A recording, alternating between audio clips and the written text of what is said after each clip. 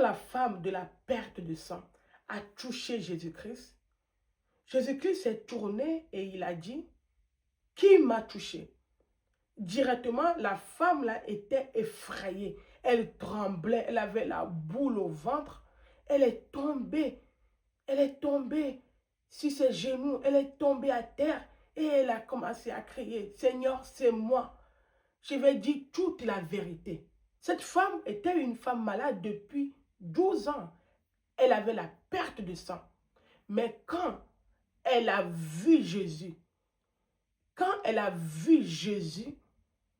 elle s'est directement fléchi les genoux. Elle est tombée à terre.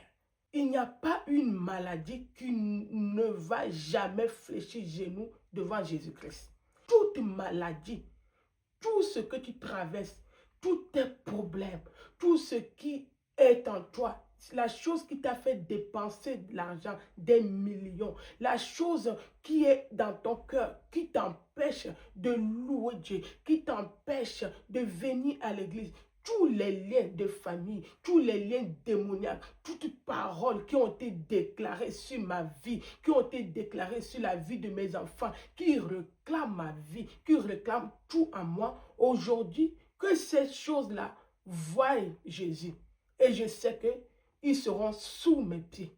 Quand la maladie a vu Jésus-Christ, elle s'est inclinée.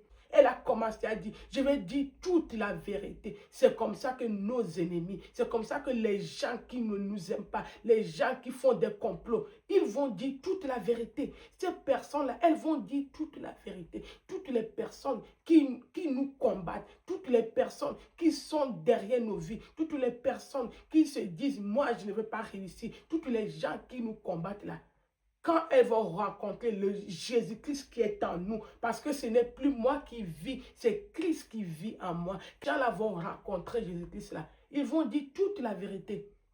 Ils vont dire toute la vérité.